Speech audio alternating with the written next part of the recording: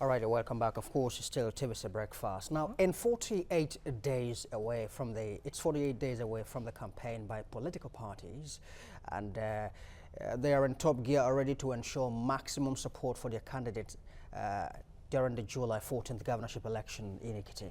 Well, for that election, the Independent National Electoral Commission will be deploying about 15,000 core members to serve as ad hoc staff. It hopes that the deployment of the core members will ensure fairness to all parties and credibility of the exercise. But of major concern is the safety of these core members. From experience, many electoral staff and core members who played key roles during previous elections in the country have come under attack.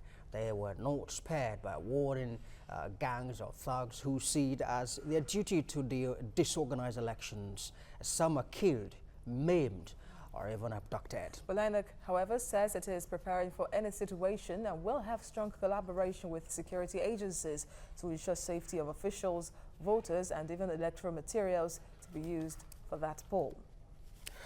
All right, let's now bring in security expert Richard Amoa. Also in the studios here with us is a public affairs analyst, Great Emo Jonathan. Thank you very much indeed for coming, gentlemen. You're welcome. Yeah, thanks for having us. All right, let me start with you. Yeah. Richard, do you think that 15,000 core members are enough for the election in Ekiti? Well, it depends. Ekiti is a small state. I'm very sure that it's very, very okay for me. And I think we're looking at the security situation of the coppers. For me, I think the security situation for the coppers will be, I'm just positive, because when it comes to Southwest, we are enlightened, we are educated. I'm not saying other parts of the country are not educated, but it depends on upbringing, depends on the enlightenment. What happened some few years back didn't happen in the Southwest. Yeah, it's true that anytime election is coming in any part of the country, there's always the heat and other stuff. Anambra State, I'm not too sure again whether they use copper, but they use some, but not as much as 15,000. And there's no any major or any crisis. So for Ekiti, I'm assuring you that, and I'm saying it, that it's going to be peaceful, but we just need to get the coppers some security tips on what to do in case there's any emergency. All right, great Timo. Talking about security here, I don't even know, should it even be an issue in the first place? Because most usually when elections are conducted, maybe in just an area, it's pretty much easy for security operatives because you can practically send all, like half of the security police force to that state. And we've seen that happen sometimes. And relatively peaceful throughout the period of that process. So you think there could be an issue here, since it will be an isolated election? Well, it is not supposed to be an issue in the first place, especially in the 21st century. We have models from which we can learn from. The use of technology have ensured that some of these issues are eliminated. But even when you're talking about security issues, the fundamental questions we have refused to ask and to answer are, what are the things, what are the basis for these security challenges we have? We will continue to discuss security challenges, each time we have elections, simply because we have refused to solve the fundamental issues. The issues of corruption, the issues of poverty, the issues of negligence, and more importantly, let me put it squarely, our leaders have refused to find the courage to do the right thing. We keep making excuses why people have to go and do manual voting in the 21st century. We have refused to employ the courage, require the courage of leadership to do the needful, because some of these who still leave this open who leave open opportunities for these lapses are still hoping to benefit from manipulations that takes place from carrying ballot papers up and down. And the question to ask is, if elections are conducted in order to guarantee the future of a nation, why should it be at the expense of those who represent that future? Our youth corporates, our COP members represent that future. Now we're going to be putting 15,000 lives on the line because of the lack of courage of leadership to do the right thing. As it stands today, everybody is still arguing. As of 10, 15 years ago, we still didn't believe that we could use GSM. Today, we have more than 100-something million lines. But long before that time, countries like Ghana, South Africa, and even some of these Central African Republic countries, we are using GSM. We made it look like a big issue. Why can't we employ technology? We have gotten to a point where we can use our biometrics. Your phone numbers are tied to you. Should be at home and voting. And this should not be too difficult. Yeah. But we have left opportunities for these lapses because people want to still manipulate. And the reason is because, honestly speaking, as much as there is poverty, the physical poverty, there is poverty of the mind. Leaders are angry to get to power, to enrich themselves, to impress people who don't love them, to impress people because they have stupid ego. You want to buy big cars, have big houses, show people, act like a god before your people, and that is not the purpose of leadership. All right. If we eliminate this, I think we wouldn't be having any reason to hassle about all these security issues every time we have an election. All right, Richard, let me come back to you. He talked about whether we have learned, in past elections, as I mentioned earlier, the youth core members have always been victims of violence and all of that. Yeah. Do you think that we have learned going into Ekiti elections? Do we learn in this country? Just like my colleague has said, I think the leaders truly need to put things in the right place. Let's look at it. If, for example, we are using electronic voting, do you think we need 15,000 people? We don't need. Do you know we have to spend so much money on those coppers too? And again, coming back to issue of election in Nigeria, election is not won in the city. Elections are won in the villages, in the deep ends. Those people are not educated. That's where INEC need to do a good job, to go into all those areas and educate people. And those areas are prone to manipulation. Thank you. I've been in my village when. I'm registered in Lagos, but I went to Anambra State during their election. I went just to see how it's, because my village is across the sea. That's my mom's village, across the sea. And seriously, the elderly have been even helped at the polling booth, because their sign is a party sign. That's what they remember. They don't even remember the names. So in my heart, I'm like, okay, if we have to say, let's use electronic voting. I remember when they used to sing, Ebeka, Gebiaka, that kind of thing. You see, I think this is things you and I heard when we were in primary school. Until today, nothing has changed. Just like my colleague has said, I think our leaders are just putting us under the table so that they could remain where they are. I keep saying it. I'm in my early 50s right now. I've known of Obasanjo while I was in primary school. My father told me the story of Obasanjo.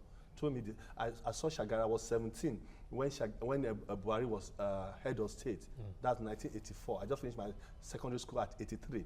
Today, Buhari at 70-something official age is still the president. So what we're saying here is that I think we need people like us. So people like us should be helping out with younger people, people like, So what we're saying is that leadership should start thinking of what to do to avoid all these insecurities. But then you wonder, really, Richard, what is stopping people like us? What's stopping people like us who don't have the money? All right, okay, you want to say something first before I ask you a question? There has been a deliberate effort over the years. One of the worst things that have happened is when people have mental poverty, when you have done mental manipulation, you have used all manner of psychological approaches to keep people mentally down. Now people are even afraid to ask for their rights. They are afraid to speak up. Everybody is, I can tell you, I've had some group of friends who have political followers. They don't want to challenge issues in their political parties because they are hoping for benefit. And sometimes they hope forever. The issue is that if we have dealt with those issues for which you are hoping for benefit, everybody will have benefited. So because of the hope for benefit, everybody keep hoping and they never get there. Even younger people. So right now they have been made to believe that their destiny is tied to one political leader or the other, whether he does right or wrong. So in essence, you're saying that nothing might change with recurring elections. No, something could change. Because of the politics of poverty? Yes. In practice? The poverty, whether it's issues of poverty, If infrastructural decay, development of any kind, it requires leadership. And leadership for me, as I keep telling people, is not about being a governor, a senator, or a president, or a local government chairman. Leaders are pathfinders, people who know where society should be going. Today we are talking about Martin Luther King Jr. He was never a governor or a president of America, but he had laid fundamental, values for America. He had a vision. He had a vision. He redefined the way America, think. He did. So fundamental surgical, mental surgery that led to America's change, fundamental change. Today, black people are voting. We have had Obama become president for complete 8 years, and he did very well. He didn't see himself subject to the white colors, and he did fundamentally well because somebody took. It took because of the dream of one man, but yet we are talking about this so at this time in Nigeria. You and I have a really job changed. to do. It is a call for leadership. It is not a call for positional holders. People who say, I'm a local government chairman, you ride in convoy, and you want everybody to worship you, yet you have nothing to offer. People who say, I'm a Senate president, you can't redefine society. At the moment where Nigeria requires fundamental laws to move itself forward, you're sitting there, all you argue about is about money. About sharing money. We require people who know where society should be going. That is what leadership is for us. So it's not that nothing can be done. Something can be done. In moments like this, when society is challenged, we need men of courage who can come and say, I can do it. Who ready to put their life on the line, challenge the status quo. That is what we're looking at here. All right, Richard, we are talking about the Ekiti election here coming up on the 14th of July. And we're talking about core members who have been, brought in to help. Yes. Do you think that they would be motivated enough not to be compromised? Because you have, these politicians, as you rightly mentioned, who carry money around, and all of that. Do you think they would be motivated because of the level of poverty on ground? Do you think they would be motivated enough not to be compromised? Let me tell you, this is Nigeria. Let's say the way it is. They might be compromised. How much are you paying the coppers? How many of them have paid their rent? How many of them are eating well? You see, the truth of because the politician can say, look, I'm going to drop $1 million naira. We heard. Someone who hasn't seen $1 million before. We heard the primary in Ekiti. We heard the primary in Ekiti. Yes. And we heard how much we're giving out. Some politicians came out to deny, some said no. So the point here is that some Nigerian, when I was doing a diploma in law, my law teacher said that everybody have an intent of stealing. It's just that you just have to be disciplined to say no. But when you are forced to a point, you want to do that because that intent is there. A copper who has not eaten, a copper who is not doing very well, and you are giving them, they will do something. But the truth of the matter is that we are going to tell the copper that your life comes first. This is a national calling, and you must do the right thing. So, meaning that the politicians themselves, like we read on national newspaper every time, that the politicians themselves accuse themselves that they are the problem, that they are the one manipulating. We have heard a confession of a politician, and nothing has been done to him about how election is being rigged. Election is not just rigged on the election day, but before the election day. So, and the coppers, everything is online these days. They are sharp and they are clever and intelligent. They know what to do. They know how to manipulate. And we all heard what happened during the Jonathan period when a politician had to fly, millions of naira, through helicopter down to you. Do you know the problem is no money? For me, what should be the motivation is that what is money? Money is the means for exchange of values, or for exchange of services, which is value. In a country where there is money in terms of cash and people don't understand value, your poverty will persist. What should be the motivation for the copper should not be the 1 million or 2 million. The issue is that are there incentives that is consistent, that if your children graduate today, they will get a job. When they are sick, they will go to hospital and get treated. When you are not there, they will go to school with that, you have money or not. The issue is that we don't understand, both politicians and even the followers, in terms of leaders, followers of politicians, is that money is the means for measurement of value. So no matter how much you give Nigeria, even as a nation today, we say we don't have money. I bet you that if you give Nigeria $1 trillion today, our poverty will increase. Yeah, because we have not understood value. You find that in countries where people understood value, money is just a means of measurement of value. When I offer you value, money wasn't the problem. It was how to spend it. at the time. So we didn't understand what it was about value. Yeah, Richard, so today, okay. children are still talking about money. Even young people who have not understood, who don't have any responsibility, everybody is going on and on about money. Today, if Ekiti gets a quality election, gets a quality leader, gets a quality road, gets quality facilities, everybody lives comfortably. Life expectancy will increase. Your children's future is guaranteed. 1 million would not have solved that. If So not when. this is where we If need to not know. when, Incentives the should Nigerian also factor. increase. All right. By they knowing that. Yes, we are talking about money now, Yes. but meaning that we are looking at the safest scenario. Yes. If I'm to put it like that, I don't want to say the best case scenario, the safe case scenario for the core members. But we've heard stories in time past of core members being attacked, threatened, and being subjected to a lot. In different states, they were deployed to be ad hoc staff during election days, meaning that even if they are paid 1 billion naira each, and in the face of threat, they are humans, they could crack. Yeah. So what should be the higher level of focus right now? That's what I want to drive at as a security expert. Yes, I think what the corps should be thinking right now is doing the right thing, like I said. They need to be aware of their environment now, and they should know that all eyes are going to be on them. Don't forget that most of the corps in Ekiti, they are not from Ekiti. They are from other states. Maybe just few of them will come from Southwest. So the corps, first of all, need to put their security in check. To me, I always say that as a corps, I remember I went somewhere and I said, as a corps, if you're going for election duty, do have your mufti with you. So in case of any violence, you can quickly change and become like another person so that your uniform don't identify you. And again, don't go back straight to your apartment, because whether you like it or not, the thugs know where they are living. So in case of anything, they go back to hurt them over there. And I think security agencies need to do a good job at this time around. Need to identify those 15,000 corpers and put security around them. You see, because sometimes you think that because you are a corper, nobody's looking at you. When it happened in the other time in the north, it was brutal. It shows that all those thugs know where those guys are living, because the corpers live among the people too. So, and again, it's not the corper that determines the election.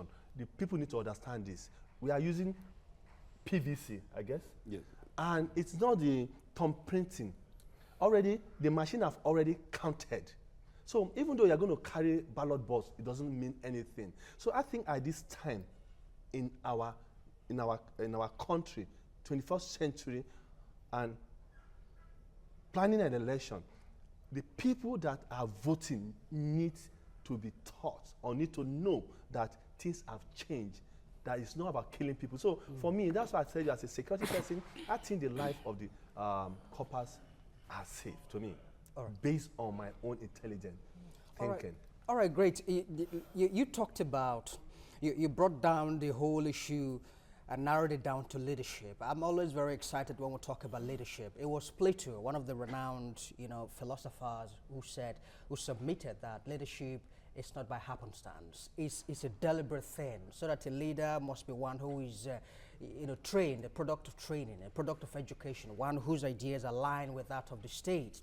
Now, going back to Ekiti, you talked about the orientation of the core members, but I want to ask you, how do you think that we begin to change the orientation of core members who are just getting out of school, who see how the politicians flaunt their wealth and all of that? Yeah. How do you want to begin to change their orientation and say, look, you can't be good with the mega thing that you get, so that they are not compromised? Well, the truth is that if we don't consistently say these things as they ought to be, or they ought to be said, we run the risk of throwing our hands in the air and abandoning the society to its own peril. So there is need for us to consistently, in spite of the challenges, in spite of this perceived overtake of our mental circumstances, that we need to constantly, educate, we need to constantly inspire, we need to constantly tell them the truth, no matter the cacophony of this evil news we're hearing. There's no other way from which you can liberate a society except through mental orientation. We need attitudinal orientation, and those who have been saddled with that responsibility have to be continually motivated, inspired to continue to do their job. Already they have missed some level of training in terms of leadership. Some of our institutions are already, we have cases of corruption, people manipulation. We have, turned value upside down. People are now looking for paper to, in order to come out to get a job. They are not looking for education that helps to solve problems. So that already has taken place. So by going forward, you need to constantly do your job.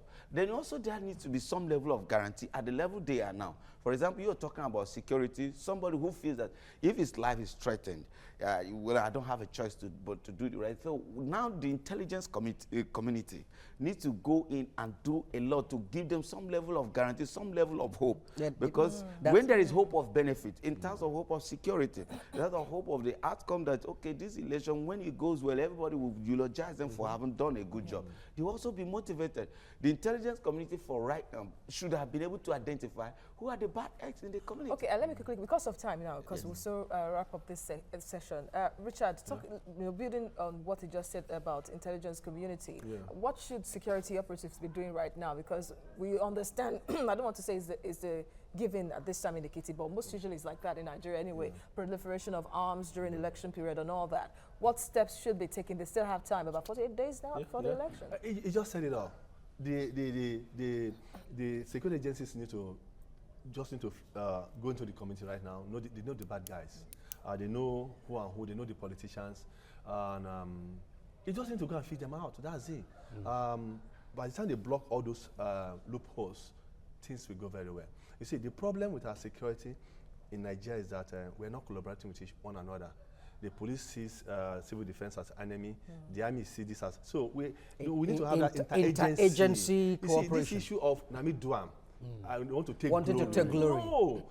No, election is done and it's successful. Everybody takes the glory. But in Nigeria here, we have this mentality of, I'm the one. So we need to kill it. And the more we kill it, we work together. So if a civil defense sees something, it talks to the police sees something that's more than him, it talks to the army. Today, in 36 states of Nigeria, army is practically doing a civil job, which is wrong. Army is supposed to protect the territorial integrity of the nation. The job that the armies are doing in Nigeria today is not the job of army. All right, Jonathan, whether we like it or we don't, the youths of the now have been taken over by a culture I call the culture of synchronization. That is the culture of acquiring wealth, through means that are unknown and unfathomable, and that needs to be, dealt with, because these are futures and it has to come from the mind. Absolutely. Everybody has according to their mental state. All right. Great. Imo Jonathan, public affairs analyst, and Richard Amuwa, security consultant. Thank you, gentlemen, for talking to us at this time of the show. My pleasure. Yeah. Okay, we'll be going on a short break, and we'll return. It will be the top of the hour, of course, and that will be time for the news updates. Stay with us.